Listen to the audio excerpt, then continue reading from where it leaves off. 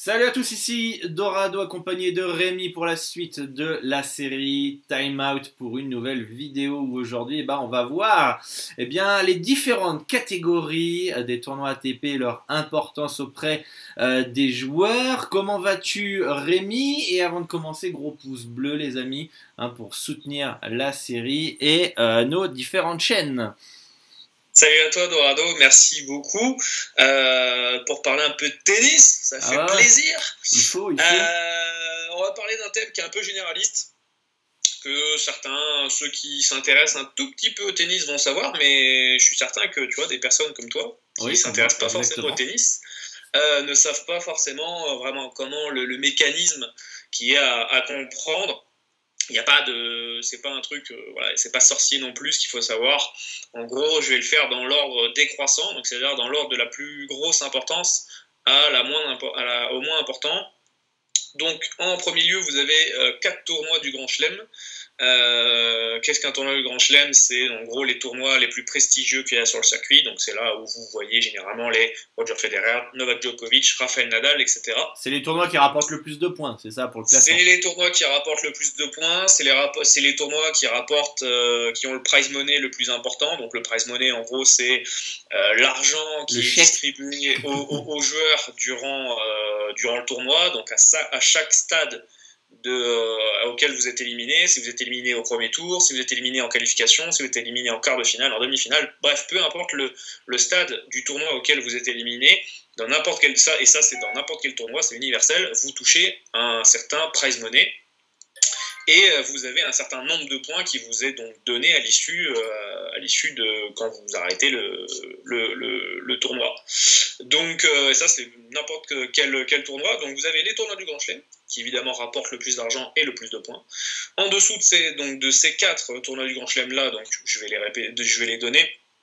Il y a l'Open d'Australie qui est sur surface dure fin janvier. Il y a donc Roland Garros qui est mai-juin sur terre battue. Il y a Wimbledon qui est sur gazon au mois de juillet et vous avez l'US Open qui est au mois de septembre à New York sur surface dure. Dans l'idée, c'est les 4 gros tournois que tout le monde essaye évidemment de gagner au bout d'un moment.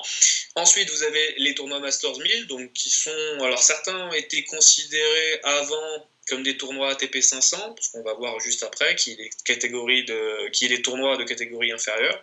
Ouais. Et encore en dessous, les ATP 500, vous avez les ATP 250.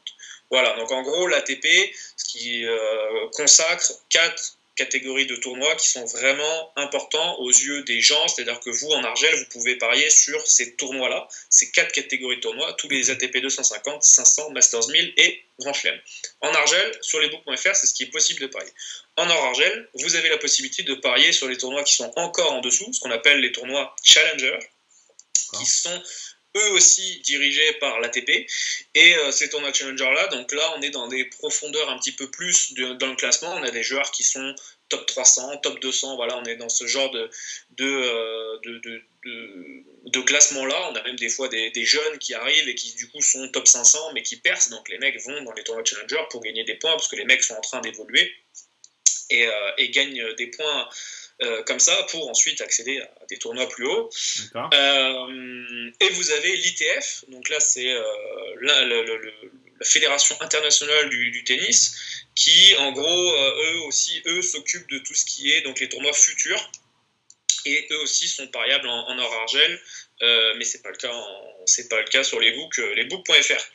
Et vous l'aurez compris, je vais faire une sorte d'aparté par rapport à tout ce qui est paris truqués, etc. On en reviendra très probablement dans une prochaine vidéo sur les paris truqués, mais en gros, les tournois où il y a eu des suspicions et où il y a des paris truqués sont davantage des matchs qu'il y a dans ces catégories, on va dire, dans des catégories de tournois inférieurs, comme les tournois futurs et les tournois challenger. Okay. Voilà en gros pourquoi l'Argel a fait en sorte de ne pas proposer ces paris-là sur ce type de tournoi. D'accord. Ici, moi qui vis au Mexique, il y a pendant un moment, alors je ne sais plus quelle période c'est, mais il parle beaucoup du tournoi de tennis de Acapulco. Ouais, c'est ça. Un tournoi sur surface dure. Acapulco a changé de date. c'était à un moment donné, c'était dans la tournée de saison de terre battue. Et maintenant, à Acapulco, il me semble, c'est aux horizons d'avril, il me semble. Ouais, je crois que c'est par là, aux horizons d'avril. Et il y a un an, il y a Rafael Nadal qui devait venir et finalement il s'est blessé et il n'a pas pu venir et les gens étaient un peu dégoûtés. Alors, je vais voir. Non, j'avais noté que les. Acapulco est un tournoi ATP 500. 500. Donc c'est pas mal. ATP 500, il y a des très bons tournois. Alors, faut pas se méprendre. Hein. Les ATP 500. Alors, pas les ATP 250. Où là, généralement, c'est quand même des petits tournois qui sont pas très référencés. Mais il y a des ATP 500 qui sont des très bons ATP 500 et qui auparavant étaient des Masters 1000. Je pense à Hambourg, qui est un ATP 500 et qui avant était un Masters 1000. Okay. Je pense à celui de Halle, qui Halle en fait c'est un ATP 500, mais finalement tout le monde le prend comme un tournoi Masters 1000 parce qu'on est sur du gazon, et parce que sur du gazon en fait il n'y a pas de Masters 1000 en fait sur le gazon. Il y a juste le tournoi du Grand Chelem qui est Wimbledon, et après il y a plein de petits tournois de 150-500. Donc Halle est considéré, on va dire, pas la catégorie affilié à Masters 1000, mais considéré comme tel. Je suis en train de voir. Pose-moi une petite question en aparté. Je suis en train de voir Acapulco quand j'avais une question. Alors, je sais pas si on va l'aborder dans une. C'est fin février. Fin février. C'est ça. Je sais pas si on l'abordera d'une vidéo. Et tu me dis si tu veux y répondre maintenant ou si tu préfères le dédier à une vidéo. Mais comment, en fait, il détermine que ce tournoi-là, par exemple, Acapulco, il est à 500 et pas 250, et un autre pays, c'est du 250 et pas du 500, et pourquoi, voilà, il détermine un tournoi. C'est quoi, la difficulté, le climat, l'altitude, je sais pas. En gros, c'est une histoire d'argent. En gros, c'est une histoire de gros sous.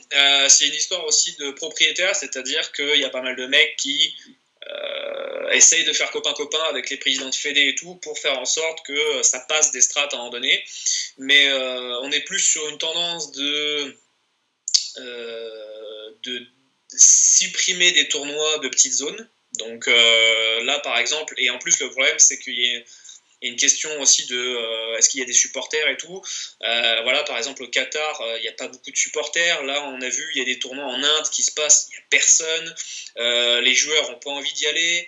On voit pas mal, donc il y a pas mal de plaintes aussi qui se font à ce niveau-là sur des tournois de 250 où les mecs, tu dois aller en Inde, et puis après la semaine d'après, les mecs vont, je sais pas où, en Colombie, et puis après tu peux repartir du côté de l'Australie. Enfin, c'est un truc assez ouf. Acapulco, c'est pas mal, hein, il y a la plage. Comment c'est attribué? C'est en gros l'infrastructure. Ça y fait forcément, si tu as une grosse infrastructure, tu as plus de chances de monter en termes de catégorie. Après, c'est en termes de prize money. Qu'est-ce que le tournoi est capable d'offrir en termes d'argent redistribué aux joueurs? Et donc forcément après tout en découle. La plupart du temps c'est quand même, on va dire que de manière globale c'est une histoire de gros sous, et c'est une histoire de négociation et de pression envers les différents organismes et différentes personnes qui englobe le tennis. Bon, après, c'est le tournoi le plus connu pour moi ici, que j'ai vraiment entendu sans chercher. Bon, après, c'est pas mal. À Acapulco, il y a la plage. C'est un bon tournoi. C'est un bon tournoi. Acapulco, c'est un très bon tournoi pour préparer Indian Wells et Miami. C'est un excellent tournoi. Il y a la plage aussi. Donc, à la fin du match, le mec, il va à son hôtel et tout. Il y a la plage juste derrière. Non, mais c'est une des données à prendre en compte à Acapulco, c'est qu'il y a beaucoup de vent. Il y a beaucoup de vent. Il fait chaud aussi. Hein. Très très chaud, ouais. C'est pour ça qu'il y a des terriens qui arrivent à. Enfin, quand je dis des terriens, c'est des joueurs spécialisés en terre battue. Mais il y a beaucoup de terriens qui arrivent à s'en sortir relativement bien grâce aux conditions qui sont quasi tropicales. Bon, pour avoir été, il y a la plage, il fait chaud, donc du coup, ça doit être sympa d'aller faire un tournoi là-bas. Où finalement tu fais ton petit match, tu rentres à mon avis à un des meilleurs hôtels qu'il y a là-bas, et puis tu as la plage qui est privée. C'est l'idée. Et voilà, et ça doit être, t'as des petits jacuzzi à l'intérieur des hôtels et tout, c'est pas mal. C'est pas mal. Je ne sais pas s'il y en a à Cancun ou Quintana Roo, un truc comme ça. Non? Cancun, il y a du Challenger là-bas. Ouais.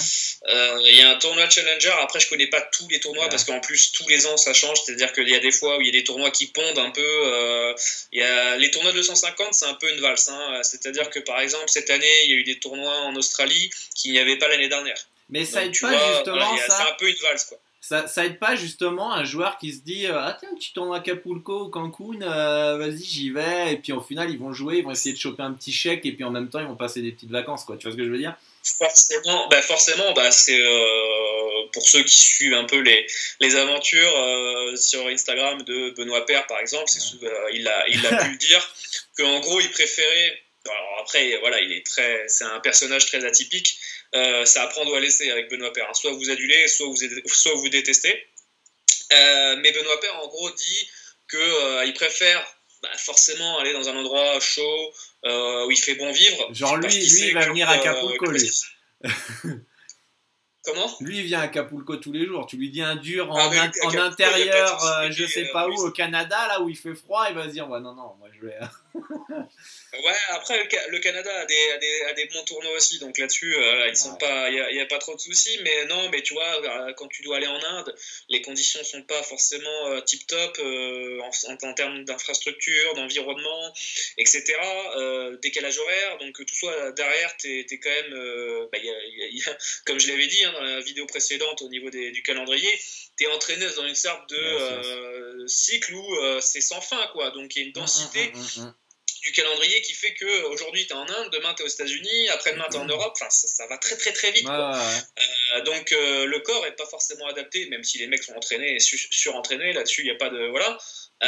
Enfin, ceux qui veulent, hein, parce que en fait un joueur de tennis n'est pas raffilié par rapport à un contrat, et donc du coup il est hyper libre dans ses faits et gestes. C'est-à-dire que j'ai envie de dire, si Rafa n'a pas envie de jouer pendant 3 mois, il joue pas pendant 3 mois en fait, tu vois. Ouais, c'est ça. Et voilà, un joueur de tennis fait absolument ce qu'il veut. Alors forcément, à un moment donné, il y a des sponsors qui vont mettre la pression aux mecs, parce qu'en gros, bon, si on ne voit pas sur un terrain, en gros, bon, ça va commencer à faire chier. Mais dans l'idée, si Benoît Paire demain, je sais pas, sans se blesser ou quoi que ce soit, juste il n'a pas envie de jouer pendant 3 mois, il peut, tu vois. Ouais. Non, c'est ça. C'est pour ça qu'en gros, aujourd'hui, là, tu vois, on est dans le Covid-19.